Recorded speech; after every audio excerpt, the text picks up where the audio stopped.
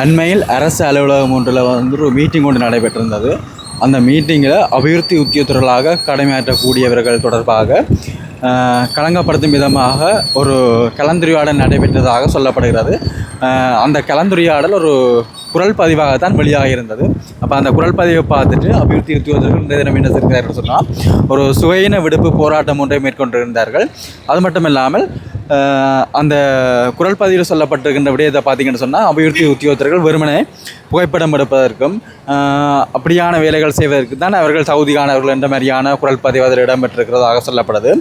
அது மட்டும் இல்லாமல் ஒரு ஆசிரியர் போட்டி பரீட்சை ஒன்று நடைபெற்றிருந்தது. அப்போ அந்த ஆசிரியர் போட்டி பரீட்சையிலும் அவர்களுக்கு இலகுவான முறையில் வினாக்கள் தயாரிக்கப்பட்டதாக அந்த குரல் பதிவில் அந்த மீட்டிங்கில் வந்து கதைச்சிருக்கணும். அப்போ இப்படியான அந்த குரல் பதிவை பார்த்த கையோடையே அபிவிருத்தி உத்தியோகத்தர்களாக பணிபுரியக்கூடிய அனைவரும் இந்த வடக்கு மாகாண சபைக்கு முன்பாக இன்றைய தினம் ஒன்று கூடி ஒரு சுகையின விடுப்பு போராட்டம் ஒன்றை மேற்கொண்டிருந்தார்கள்.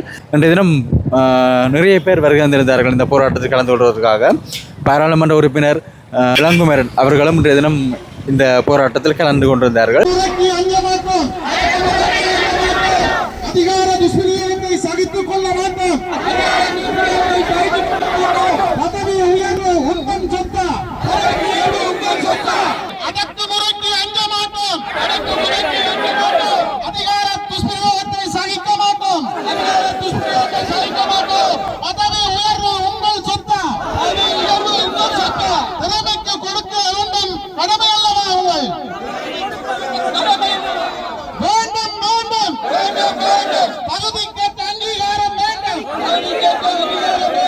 சுயாதீனமாகவும் பக்கச்சார்பற்ற முறையில் முழுமையான புலன் விசாரணைக்கு ஏற்றவாறு இந்த போராட்டத்திற்கு தகுந்த நியாயம் கிடைக்கக்கூடிய வகையில் இந்த ஒளிநாடா என்ன நோக்கத்துக்காக, என்ன சந்தர்ப்பத்தில், எதிலிருந்து ஆரம்பிக்கப்பட்டது, அந்த இடத்தில் எங்களுடைய உத்தியோகத்தர்கள் எவ்வாறு களங்கப்படுத்துவதற்கு காரணமாக அமைந்தார்கள் என்ற விடயம் விசாரிக்கப்படக்கூடிய வகையில் இந்த ஒளிநாடா முழுமையாக வெளியிடப்பட வேண்டும், பெறப்பட வேண்டும். மிக பாரதூரமான ஒரு நிர்வாக தவறு இழைக்கப்பட்டிருக்கிறது. இந்த தவறுக்கு எந்த காலதாமதமும் காட்டாது நீங்கள் இதற்கான தீர்வினை இந்த நேரடியான விசாரணை அதிகாரியாக இருக்கக்கூடிய ஆளுநர், உரிய அமைச்சருடைய அமைச்சர், செயலாளருக்கு மற்றும் உரிய சட்ட நுணுக்கங்கள், மனித திணைக்களங்களை நாங்கள் நாடுவதற்கு முன்னதாக நீங்கள் இந்த விடயத்தை நியாயமாக தீர்த்து. அடுத்ததாக எமது சங்கத்தின் வடமாகாண அரசாங்க சேவை பட்டதாரி உத்தியோகத்தர் சங்கத்தின் எங்களுடைய சங்கத்தின் கொள்கை பரப்பு செயலாளர் அவர்கள் எங்களுடைய கொள்கைகள் அதற்குரிய விளக்கங்களை முன்வைப்பார் என்று அறிய தருகிறேன். அனைவருக்கும் வணக்கம். உண்மையிலே எங்களுடைய அபிவிருத்தி உத்தியோகத்தர் சேவை தொடர்பாக வடக்கு மாகாணத்தினுடைய ஒரு குறிப்பிட்ட தொகுதி உயரதிகாரிகள் பேசிக்கொண்ட காணொலி அல்லது ஒளி வடிவத்தை நீங்கள் கேட்டிருப்பீர்கள். உண்மையிலே அதில் மிக முக்கியமாக அபிவிருத்தி உத்தியோகத்தர்களுடைய சேவையை இழிவுபடுத்தியதுக்கு அப்பால் அரசினுடைய கொள்கைகள் கேள்விக்குட்படுத்தப்பட்டிருப்பதை நீங்கள் அவதானிக்கப்பட வேண்டும். ஏனென்றால் குறிப்பாக ஒரு பரீட்சை நடத்தப்பட்டிருக்கிறது குறித்த ஆண்டிலே அபிவிருத்தி உத்தியோகத்தர்களை உள்ளெடுப்பதற்கு அந்த பரீட்சை மிக இலகுவாக வைக்கப்பட்டிருக்கிறது என்பது இந்த வடக்கு மாகாண சபையினால் வைக்கப்பட்ட அந்த பரீட்சை தொடர்பான கேள்வியை, அரசினுடைய பொறுப்பு கூறலை இங்கே கேள்விக்குட்படுத்தி இருக்கிறது. அது மட்டுமல்லாமல் அரசினுடைய ஏற்பாட்டிலே தான் பல்கலைக்கழகங்களில் பட்டங்களை முடித்து இங்கே அபிவிருத்தி உத்தியோகத்தர்களாக வந்திருக்கிறார்கள்.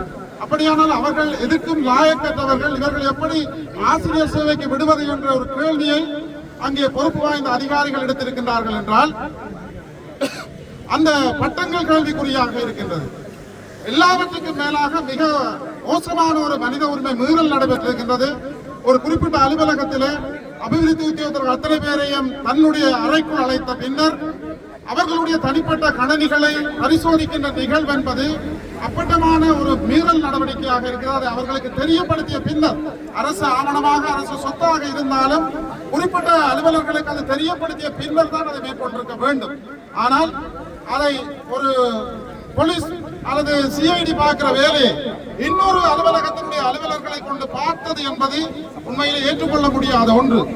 ஒட்டுமொத்தமாக இலங்கையை பொறுத்தளவிலே இன்றைக்கு அபிவிருத்தி உத்தியோகத்தர் சேவை என்பது எல்லோராலும் ஏற்றுக்கொள்ளப்பட்டதும் இன்றைக்கும் ஒரு குறிப்பிட்ட நிர்வாக சேவை அலுவலர்களை தவிர ஏனைய அகில இலங்கை சேவைக்குட்பட்ட பல அதிகாரிகள் அபிவிருத்தி உத்தியோகர்களுடைய சேவையை வேண்டியிருக்கின்றார்கள்.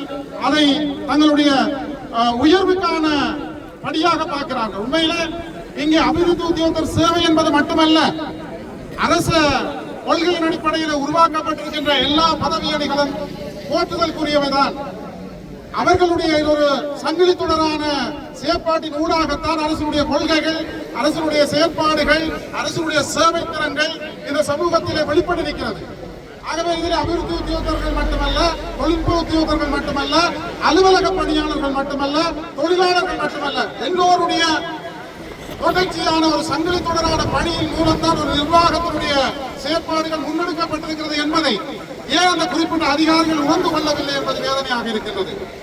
அதிலும் குறிப்பாக ஒரு பிரதம செயலாளர் என்பவர் வடக்கு மாகாணத்தினுடைய அத்தனை அலுவலர்களுக்கும் ஒரு தலையாய செயற்பாட்டு மையமாக புள்ளியாக இருக்க வேண்டிய ஒருவர் அதை பேசுகின்ற பொழுது அருகிலே இருக்கக்கூடிய ஏனைய உயரதிகாரிகள் அது தொடர்பாக தங்களுடைய எந்த எதிர்ப்பையும் அல்லது அபிவிருத்தி உத்தியோகர்கள் சார்பான எந்த ஒரு குரலையும் கொடுக்கவில்லை என்பது மிக வேதனையானது. அதனுடைய மிக முக்கியமான விடயம் என்னவென்று சொன்னால், அவர்களை பொறுத்தளவிலே இதுதான் கடந்த காலங்களில் நடந்திருக்கின்றது. உயரதிகாரி என்று சொல்லுகிறார்களோ அதற்கு ஆமாம் போடக்கூடிய ஒரு நிலையிலே வாழுகின்ற ஒரு சூழலிலே தான் எல்லோருமே வாழ்ந்து கொண்டிருக்கிறார்கள். அப்படி இல்லை, இது தவறு என்று சொல்வதற்கு யாரும் தயாராக இல்லை. அதற்கும் ஒரு காரணம் இருக்கிறது. தவறு என்று சொன்னால் பழிவாங்கப்படுவோம், அடுத்த பதவிகளுக்கு உயர்த்தப்பட முடியாமல் போகும் என்கின்ற ஒரு காரணமாக இருக்கலாம். நாங்கள் இருக்கவில்லை, அதுதான் பிரச்சனை. அதுவும் குறிப்பாக களப்பணியில் ஈடுபட்டுக் கொண்டிருக்கக்கூடிய அபிவிருத்தி உத்தியோகர்களுடைய அவர்களுடைய பிரச்சனைகளை நீங்கள் உணர்ந்து பார்த்திருக்கிறீர்களா? அவர்கள் அத்தனை பேரும் அலுவலகத்தில் வேலை செய்வதற்கு தான் ஆர்வமாக இருக்கிறார்கள். முடிந்தால் அவர்களை அலுவலகத்துக்கு நீங்கள் மாற்றுங்கள். அவர்கள் யாரும் விரும்பி களவேலைக்கு செல்வதற்கு தயாராக இல்லை. பல பெண்கள் களவேலைக்கு செல்லுகின்ற இடங்கள் உங்களுக்கு தெரியும். அவ்வாறான களவேலைகள் நடக்கின்ற இடத்துக்கு சென்று வருபவர்களை சாதாரணமாக பணமெடுப்பவர்கள் என்று சொல்வது என்பது எவ்வளவு மன உளைச்சலை கொடுக்கக்கூடியது என்பதை தயவு செய்து புரிந்து கொள்ளுங்கள்.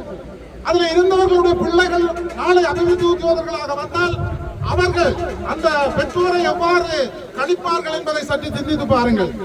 இது மிக வேதனையான, மிக கண்டிக்கத்தக்க ஒரு விடயம். நிச்சயமாக இது நாடளாவிய ரீதியிலே இந்த பிரச்சனை கொண்டு செல்லப்பட வேண்டும். அது மட்டுமல்லாமல் அபிவிருத்தி உத்தியோகங்கள் சார்ந்த பல பிரச்சனைகள் மாகாணத்துக்குள்ளே இருக்கின்றது. அதை நாங்கள் தொழிற்சங்கத்தின் மூலமாக பல்வேறு முறை நாங்கள் முறையிட்டு வந்து கொண்டிருக்கின்றோம். அந்த முறையீடுகளுக்கான தீர்வுகள் கிடைக்கப்படாத போதும் தேசிய அளவிலே இந்த அபிவிருத்தி உத்தியோக சேவையில் இருக்கக்கூடிய பல்வேறு பிரச்சனைகளை இந்த அரசாங்கம் தயவு செய்து கவர்த்துக் கொள்ள வேண்டும். இன்றைக்கு பாராளுமன்ற உறுப்பினர் வந்திருக்கின்றார். நிச்சயமாக தேசிய மக்கள் சக்தியுடைய பாராளுமன்ற உறுப்பினராக இருப்பதாலே அபிவிருத்தி உத்தியோகர்கள் சம்பந்தமாக தேசிய அளவிலே தீர்க்கப்பட வேண்டிய பிரச்சனைகளை அந்த பிரச்சனைகளின் ஊடாக இந்த அபிவிருத்தி உத்தியோக சேவைக்கு ஏற்பட்டிருக்கின்ற இழிவு நிலையை மாற்ற முடியுமே தவிர இவ்வாறான தொடர்ச்சியான புறக்கணிப்புகள், இழிபேச்சுக்களுக்கு, அவமரியாதைகளுக்கு தொடர்ந்து அபிவிருத்தி உத்தியோகர்கள் அவர்கள் அதை எதிர்கொள்ள முடியாது.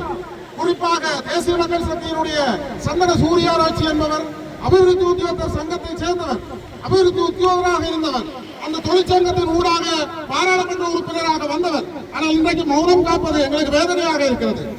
அந்த சம்பள மறுசீரமைப்பு ஆணைக்குழுவிலே அவர் மிக முக்கிய பொறுப்பில் இருக்கின்றார். தயவு செய்து இந்த செய்தியை நீங்கள் கடத்த வேண்டும். இந்த தேசிய அளவிலே அபிவிருத்தி உத்தியோக சேவைக்கு நீங்கள் வழங்குகின்ற அங்கீகாரம், இந்த ஒட்டுமொத்த அரசாங்கத்தினுடைய அபிவிருத்தி வேலை திட்டங்களுக்கு அபிவிருத்தி உத்தியோகர்கள் என்ன செய்கிறார்கள் என்பதை நீங்கள் உணர்ந்து கொள்ள வேண்டும். அதன் ஊடாகத்தான் இந்த இழிநிலை அல்லது இந்த அவமதிப்பு அல்லது இன்றைக்கு இருக்கக்கூடிய நிலைதான் தொடர்ந்தும் செல்லும் என்றால் அபிவிருத்தி உத்தியோகர்களுடைய மன ரீதியான பாதிப்புகளின் காரணமாக ஒட்டுமொத்தமாக இலங்கையினுடைய அபிவிருத்தி செயற்பாடுகளிலே அவர்களுடைய பங்களிப்பு குறையும். பிரதானமான விடயங்களை நீங்கள் கவனித்துக் கொள்ள வேண்டும். அதன் ஊடாகத்தான் அபிவிருத்தி உத்தியோக சேவையை உயர்ந்த நிலைக்கு கொண்டு செல்ல முடியும். கள உத்தியோகர்கள் குறிப்பாக 2022ஆம் ஆண்டு பரீட்சையிலே சித்தியடைந்தவர்களால் எதுவுமே செய்ய முடியாது என்ற அந்த கருத்து என்பது வன்மையாக கண்டிக்கப்பட வேண்டியது. இங்கே அபிவிருத்தி உத்தியோகர்கள் அத்தனை பேரும் இந்த ஆண்டில் வந்தார்கள் என்று யாரையும் வகைப்படுத்துவது கிடையாது. அதற்கென்று சேவை பிரமாண குறிப்பு போல ஒன்று இருக்கிறது. ஆனால் சாதாரணமாக ஏனைய சேவைகளுக்கு இருக்கின்ற பதவி உயர்வுகளை கூட குறிப்பிடாது அபிவிருத்தி உத்தியோகர்களை இப்படியே நீக்க முடியும் என்கின்ற ஒரு மனநிலையோடு அந்த சேவை பிரமாண குறிப்பு இருக்கிறது. ஆனால் அந்த சேவை பிரமாண குறிப்பிலே தரங்கள் இருக்கிறது. வருடங்களை போட்டு அங்கே தரங்களை குறிப்பிடவில்லை. அவர்களுக்குரிய சேவை காலம் அது உரிய முறையில் வருகிற பொழுது அவர்கள் அந்த தரத்துக்கு வருகிறார்களே தவிர நீங்கள் குறிப்பிடுவது போல 2022 2005 என்கிற அடிப்படையிலே அது அவ்வாறு இருக்கவில்லை. அன்புக்குரிய அபிவிருத்தி உத்தியோகத்தர்களே, ஊடக நண்பர்களே, உங்களுக்கு ஒரு முக்கியமான விடயத்தை நான் மீளவும் வலியுறுத்துகின்றேன். இந்த பிரச்சனை என்பது அபிவிருத்தி உத்தியோகங்களுடைய பிரச்சனை என்பது தேசிய ரீதியாக உடனடியாக இந்த சந்தர்ப்பத்தோடு கவனத்தில் கொள்ளப்பட வேண்டியது. அதன் ஊடாகத்தான் நியாயமான நிலையான தீர்வு ஒன்றினை இந்த சேவைக்கு பெற்றுக் கொள்ள முடியும். மீளவும் வலியுறுத்துகிறோம். இல்லை என்றால் அரசுடைய இந்த செயற்பாடுகளும் உரிய வினைத்திறனையும் உரிய விளைதலையும் வழங்காது என்பதை நீங்கள் ஏற்றுக்கொள்ளுங்கள். இதுதான் எங்களுடைய கோரிக்கை. இன்றைக்கு சேர்ந்திருக்கின்ற அபிவிருத்தி தூதர் அத்தனை பேரும் உள்ளத்தினாலே பாதிக்கப்பட்டிருக்கின்றார்கள், மன ரீதியாக பாதிக்கப்பட்டிருக்கின்றார்கள். மன்னிப்பு கேட்பது இயல்பு, அது மன்னிப்பை கேட்டுவிட்டு போகலாம். ஆனால் இதை தொடர்ந்து வருகின்றவர்களும் பின்பற்றக்கூடிய வகையில் இல்லாத ஒரு முன்னுதாரணமான தீர்வாக உரிய தரப்பினர் வழங்க வேண்டும் என்கின்ற கோரிக்கையோடு உங்களிடம் இந்த விடைபெறுகிறோம். நன்றி.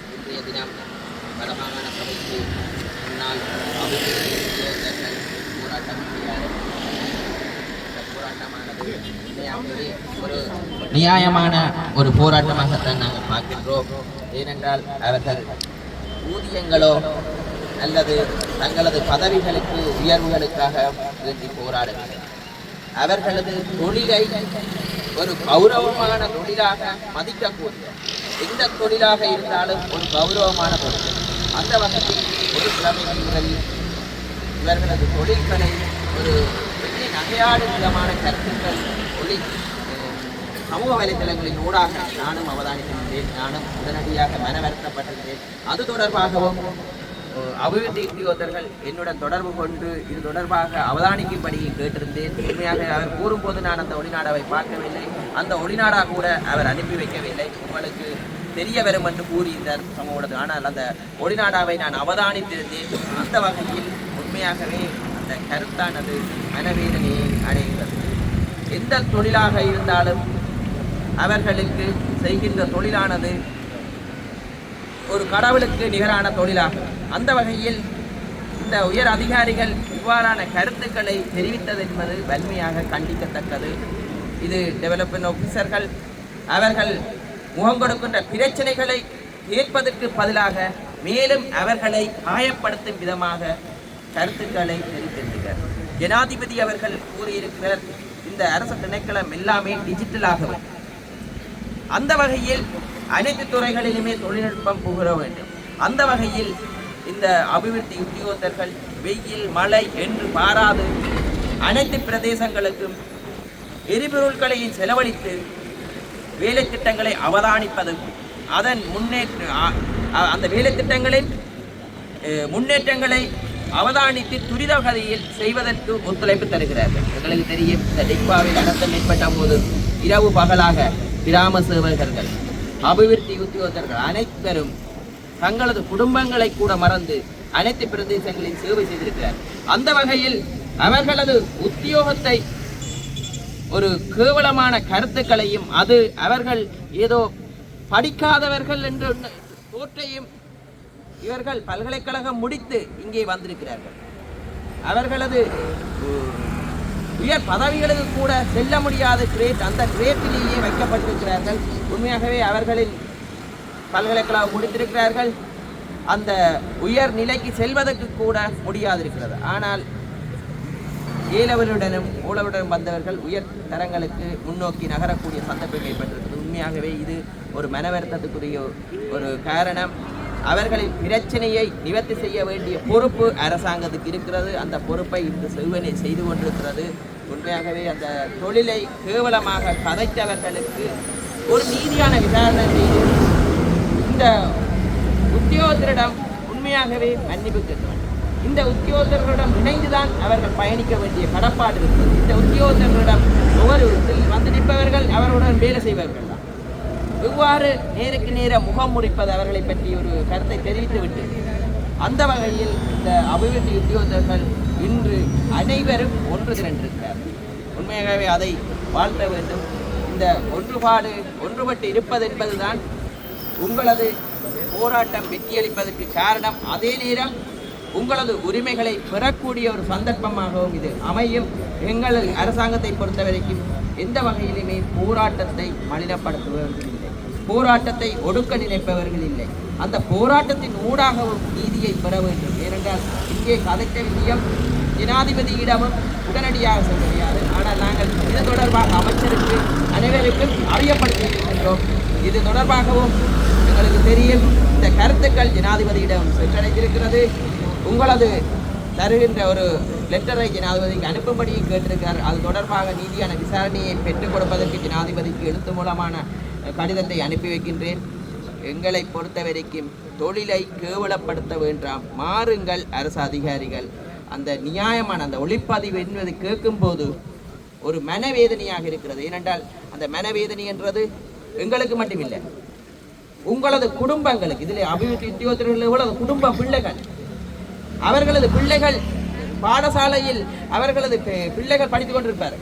அபிவிருத்தி உத்தியோகத்தர்கள் என்ற போது அந்த தாக்கம் இவர்களுக்கு மட்டுமில்லை, அவர்களது பிள்ளைகளுக்கு குடும்பத்துக்கு ஏற்பட்டிருக்கிறது. உண்மையாகவே அந்த அந்த தாக்கம் என்பது பாரியதொரு தாக்கம். அவர்கள் குடும்பம் சார்ந்து, அவர்களது வாழ்க்கை சார்ந்து, சமூகம் சார்ந்து பாரியதொரு தாக்கம் ஏற்பட்டிருக்கிறது.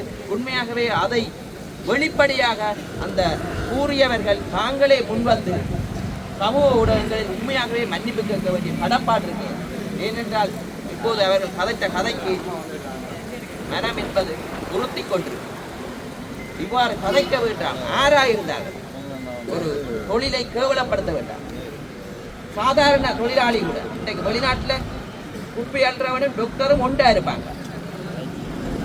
அங்க தொழிலுக்குரிய ரெஸ்பெக்ட், அந்த தொழில் முடிஞ்சோடனே கௌரவம் அந்த இடத்துக்கு. ஆனால் இங்கே பழைய மாதிரி மாற்றம் வேண்டும் என்று வாக்களித்திருக்கிறார்கள். எல்லா தொழிலையும் மதிக்க வேண்டும், சாதாரண தொழிலாளியும் ஒரே நிலையில் இருக்க வேண்டும் வாழ்வாதாரத்தில், சமூகத்தில். அவ்வாறான ஒரு நிலையை ஏற்படுத்த வேண்டும். இதன் ஊடாக அனைத்து அரசு அதிகாரிகளும் இதை விளங்கிக் கொள்ள வேண்டும். எந்த வகையிலுமே முன்படுத்தாத வகையில் உங்களது தொழிலை மேற்கொள்ளுங்கள்.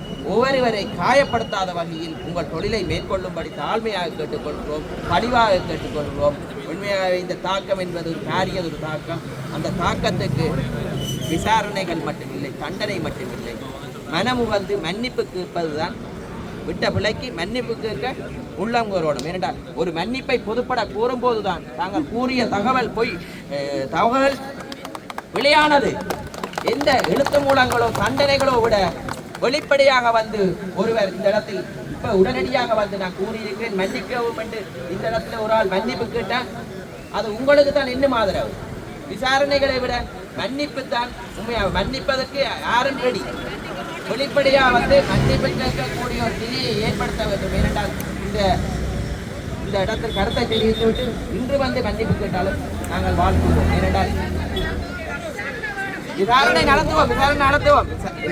இல்ல மன்னிப்பு வெளிப்படையா தெரிவிக்கணும். ஒன்று விசாரணை இல்லை, விசாரணை அறிக்கை எடுத்து அறிக்கைகளை விட மன்னிப்பு பெரியது. அந்த அறிக்கை செய்கிறதுக்கான ஏற்பாடு செய்வோம். உண்மையாகவே நாங்கள் இன்றைக்கு இந்த தாக்கம் என்பது, இந்த கருத்து என்பது உங்களுக்கு மட்டும், உங்களது குடும்பம் தான். அதனால் நாங்கள் ஒன்றை கூறுகிறோம். இன்றைக்கு அவர்களுக்கு மனம் உறுத்தி கொண்டிருக்கும்.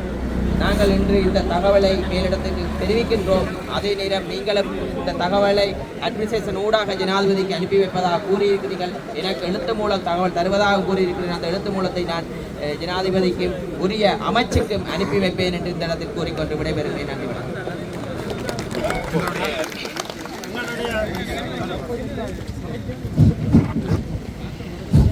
எங்களுடைய இந்த போராட்டத்திலே கருத்து தெரிவித்திருக்கக்கூடிய கௌரவ நாடாளுமன்ற உறுப்பினர் இளங்குணர் அவர்களுக்கு நன்றிகளை பாராட்டி, எங்களுடைய இந்த போராட்டம் வடக்கு மாகாணத்தில் இருக்கக்கூடிய தொழிற்சங்கங்களுடைய சம்மேளனம் மற்றும் இலங்கை ஆசிய சங்கத்தினுடைய ஆதரவோடு வடக்கு மாகாண அபிவிருத்தி உத்தியோக சங்கத்தினுடைய அழைப்பின் மீது இந்த போராட்டம் மிக கௌரவமாக பலதரப்பட்டவருடைய ஒத்துழைப்பு நடைபெறுகிறது. அந்த அடிப்படையில் தம்முடைய தார்மீக ஆதரவை இந்த இடத்தில் வழங்கியிருக்கக்கூடிய இலங்கை ஆசிய சங்கத்தினுடைய உப தலைவர் முக்கிய போராட்ட செயற்பாளர் திரு தீபன் கிரீஷன் அவர்களை அன்பு நாங்கள் இந்த சில விடயங்களுக்காக அபிவிருத்தி உத்தியோகத்தர்கள் தொடர்பாக வடமாகாண பிரதம செயலாளருடைய தலைமையிலே நடைபெற்ற கூட்டத்திலே மிக இழிவுபடுத்துகின்ற விதமாக நடைபெற்ற அந்த உரையாடல் பதிவுகள் மிகவும் வன்மையான கண்டனத்துக்குரியவை. இலங்கை ஆசிரியர் சங்கம் அதனை மிகவும் வன்மையாக கண்டிக்கிறது. இது வெளிவந்த ஒரு ஒளிநாடாவினுடைய பகுதி தான் இதனை அபிவிருத்தி உத்தியோகத்துடன் தொடர்பான விடயமாக அது வெளிப்படுத்தியிருக்கிறது. நாங்கள் அறிந்த வரையிலே இந்த இப்படியான கூட்டங்களிலே ஒவ்வொரு பகுதியினரையும் வெள்ளி நகையாடுகின்ற விதமாக பல விடயங்கள் அடிக்கடி நடைபெற்று வந்திருக்கின்றன. உதாரணத்துக்கு சொல்லப்போனால் வடமாகாண இடமாற்ற கொள்கையை தயாரிக்கும் விடயத்தில் கூட அது வெள்ளி நகையாடப்படாத விடயமாக இருந்தாலும் கூட ஒரு சீரியஸான ஒரு விவாதங்கள் அல்லது ஒரு ஆய்வு கோணத்திலே நடைபெறாமல் வெறுமனே ஒரு சும்மா ஒரு கடமைக்கு நடக்கின்றது போன்றுதான் இந்த பிரதம செயலாளர் அலுவலகத்தினுடைய செயற்பாடுகள் அனைத்துமே நடைபெற்றிருக்கின்றன. இங்கே நிர்வாக அதிகாரிகள் ஒன்றை யோசிக்க வேண்டும். தங்களுடைய கடமை பொறுப்புகளில் வடமாகாணத்தினுடைய பிரதம செயலகத்திலே இருக்கிறவர்கள் அவர்கள் இந்த வடமாகாணத்தினுடைய நிர்வாக கட்டமைப்பிலே தாங்கள் எவ்வாறு காத்திரமான பங்களிப்பை செய்ய வேண்டும் என்பதை முதலில் சிந்திக்க வேண்டும். அண்மையிலே நடைபெற்ற இடமாற்றம் தொடர்பாகவும் ஆசிரியர்களுடைய இடமாற்றம் தொடர்பாகவும் சேவையின் தேவை கருதிய இடமாற்றம் அது சட்ட விதிகளுக்கு முரணாக நடைபெற்றிருந்த பொழுது கூட பிரதம செயலாளருக்கு அந்த சட்ட முரண்பாடுகள் தொடர்பாக நாங்கள் எழுத்துப்பூர்வமாக தெரிவித்திருந்தோம் கூட எங்களுக்கும் எங்களுடைய பிரதிநிதிகளுக்கும் பிரதம செயலாளர் சொன்னபடியும் வடமாகாணத்துக்குள் நடக்கின்ற விடயங்களை தன்னால் கட்டுப்படுத்த முடியாது என்கின்ற விடயத்தை எங்களுக்கு வெளிப்படையாகவே சொல்லியிருந்தார். அப்படி என்று சொன்னால் நீங்கள் தானே மேடம் நீங்கள் பிரதம செயலாளராக இருக்கின்றீர்கள் என்று சொன்ன பொழுது கூட நாங்கள் வேண்டுமென்றால் இடமாற்ற கொள்கை புதியதொரு கொள்கையை தயாரிக்கலாம். ஆனால் இந்த நடைபெற்ற முறைகேடுகள் தொடர்பாக தான் நடவடிக்கை எடுக்கலாம் என்று சொல்லுகிறான் என்று சொன்னால் இந்த வடமாகாண பிரதம செயலாளர் என்கின்ற பதவி எதற்கு? மாகாணங்களுக்குரிய பிரதம செயலாளர் என்கின்ற பதவி எதற்கு? அதற்கு கீழே இருக்கின்ற அதிகாரிகளுடைய செயற்பாடுகள் என்ன என்பது தொடர்பாக கேள்விகள் எழுகின்றன. ஆகவே